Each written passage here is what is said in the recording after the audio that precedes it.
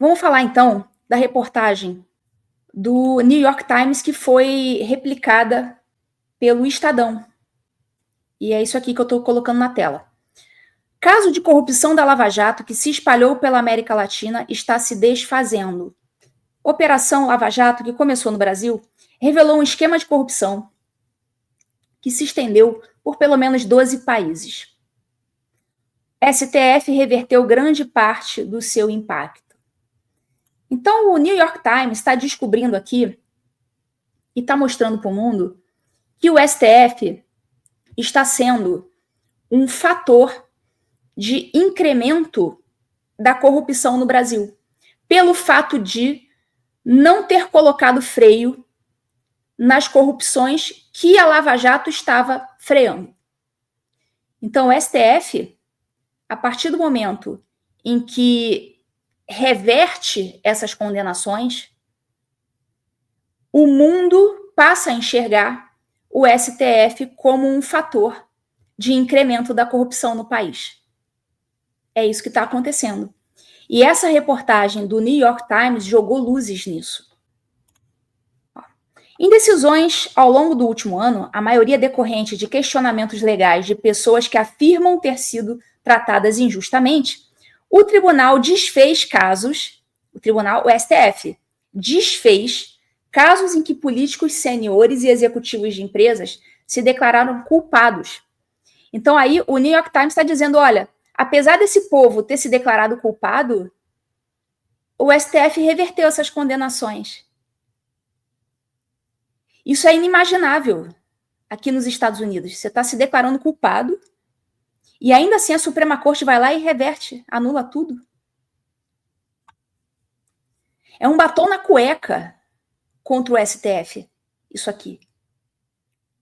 As decisões estão agora se espalhando pela América Latina, levando à anulação de pelo menos 115 condenações no Brasil, de acordo com grupos anticorrupção.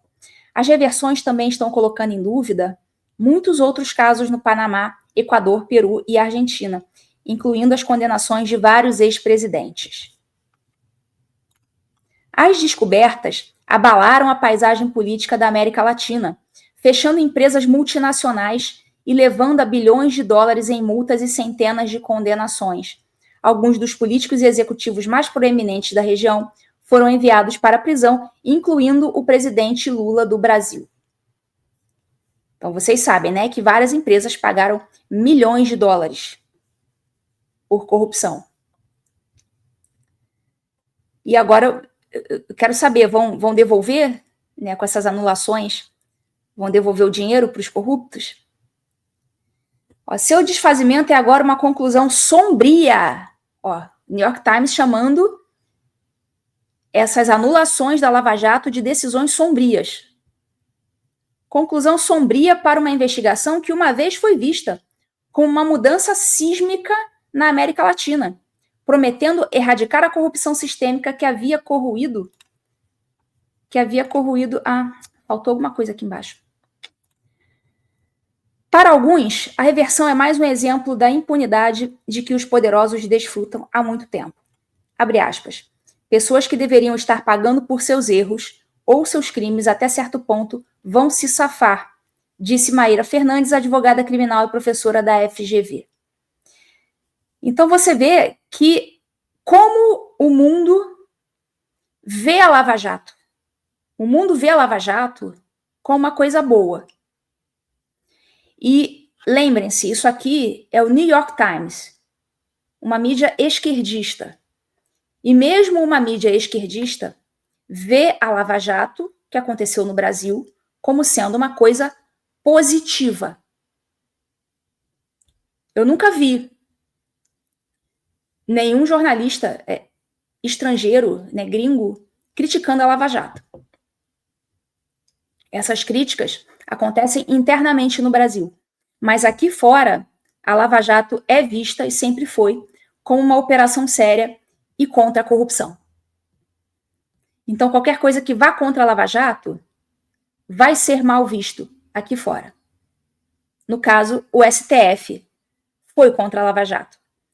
Então, isso é mais uma coisa, é mais um elemento para a gente jogar ali na sacolinha de absurdidades do STF perante o mundo. O que nos ajuda a mostrar, inclusive, o que é o STF e vai nos ajudar, obviamente, no governo Trump, que sabe de tudo isso aqui. Então, além de tudo que está acontecendo lá por parte do Alexandre de Moraes, ainda tem esse elemento aqui, que é um elemento forte da reversão das condenações da Lava Jato. Ao mesmo tempo, ela acrescentou, as reversões não são sem mérito. Gravações vazadas e outras evidências mostraram que um juiz e procuradores haviam coordenado contra os réus, empregando táticas agressivas para forçar confissões e ordenando escutas ilegais. Essa parte aqui é uma parte polêmica, é uma parte que nem todo mundo concorda, no sentido de que a Lava Jato teria empregado táticas agressivas, teria forçado confissões. Aliás, não se compara. Se uma pessoa ficou presa por 30 dias na Lava Jato, e depois ela fez uma delação premiada, isso não se compara com uma pessoa que está presa há 2 anos, quase, por conta de STF, por conta de manifestação, por conta de passeata, por conta do que falou em rede social. Então, essas prisões determinadas pelo Alexandre de Moraes são decisões que visam, muitas vezes, forçar uma confissão. E eu dou como exemplo o caso do Felipe Martins. Deixou lá 6 meses preso. Vocês pensam o quê? Que não era para tentar forçar uma delação? Ele foi e falou, não, olha só, não tem nada para delatar, não. Né? Se for me deixar preso, deixa preso mesmo. Mas não vou delatar porque não tem nada para delatar. Não aconteceu nada. Então, quem emprega tática agressiva para tentar forçar a confissão é o Alexandre de Moraes. Não a Lava Jato, que deixava o sujeito ali preso 30 dias. Ninguém na Lava Jato ficou preso preventivamente por mais de 1 ano, 2 anos. Isso não aconteceu.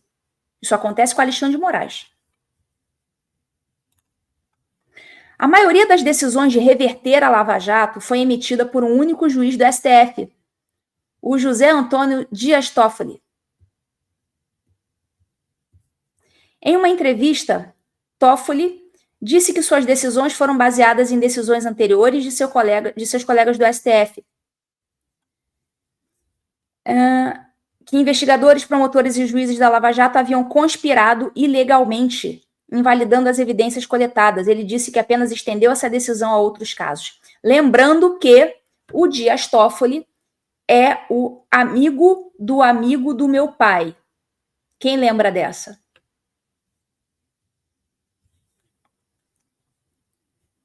Ou seja, o Dias Toffoli, ele tem total interesse na Lava Jato. Já que um apelido muito curioso, né? Amigo do meu pai, foi utilizado para designá-lo. Então você vê que aqui o New York Times está dizendo para o mundo que esse cara aqui, que é um cara interessado na Lava Jato, foi o responsável pela maioria das decisões de reverter a Operação Lava Jato. Abre aspas para o Dias Toffoli. Evidências ilegais não podem ser usadas para condenar, disse ele. Fazemos isso com grande tristeza, acrescentou. É muita cara de pau, né? Fazemos isso com grande tristeza.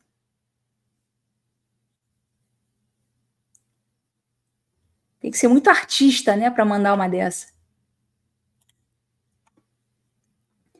Em 2009, Lula o indicou, ou seja, indicou o Toffoli. Ó, aqui o New York Times falando Toffoli.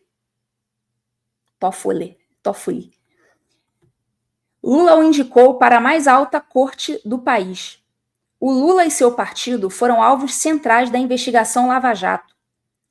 O juiz Toffoli também já foi ligado à investigação que agora está desmantelando. Olha aí.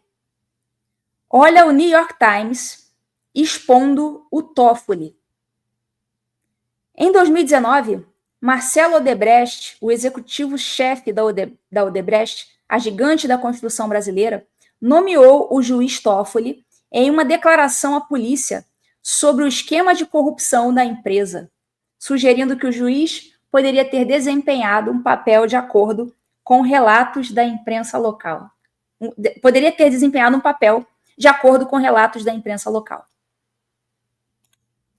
Ele chamou a investigação de inquérito das fake news.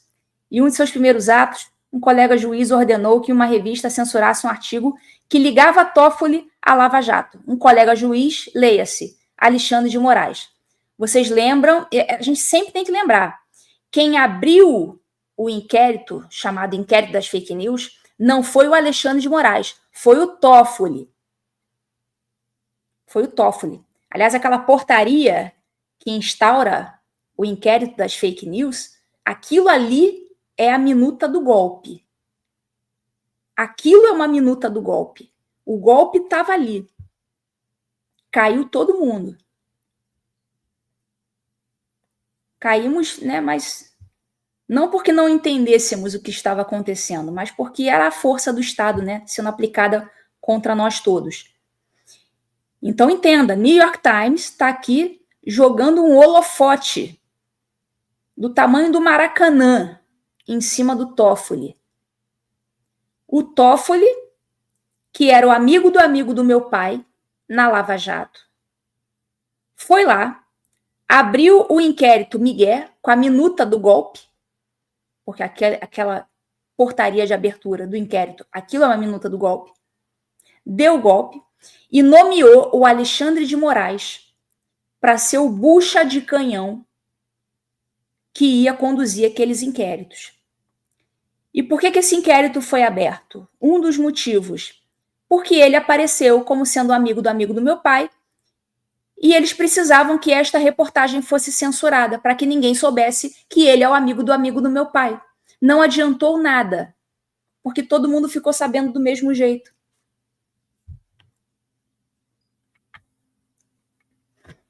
Então é isso aqui que eles estão mostrando para o mundo. Estão ajudando a gente, né?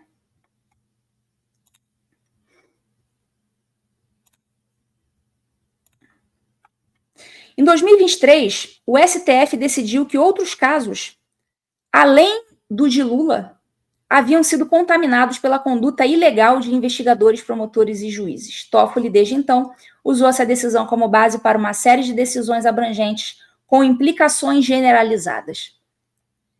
Enfim, jogou luzes ali. Tem outras partes aqui essa matéria, mas eu não vou ler tudo para a live não ficar muito grande. Eu só selecionei aqui alguns trechos para mostrar para vocês.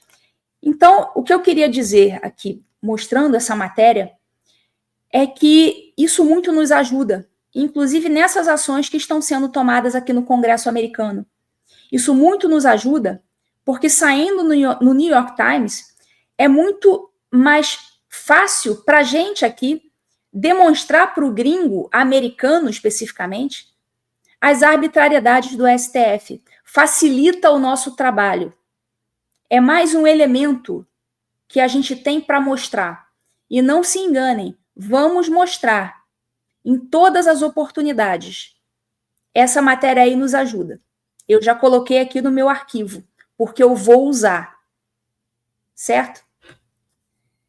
Então, isso aí era o que eu queria falar a respeito dessa reportagem do New York Times. Se você quer colaborar com esse canal, com a produção desse conteúdo, se você acha que o meu trabalho ele vale a pena, se eu estou acrescentando alguma coisa, se eu estou ajudando e vocês querem continuar patrocinando esse canal para que esse conteúdo continue sendo dado, vocês podem clicar aqui na descrição do vídeo e se tornar membros desse canal.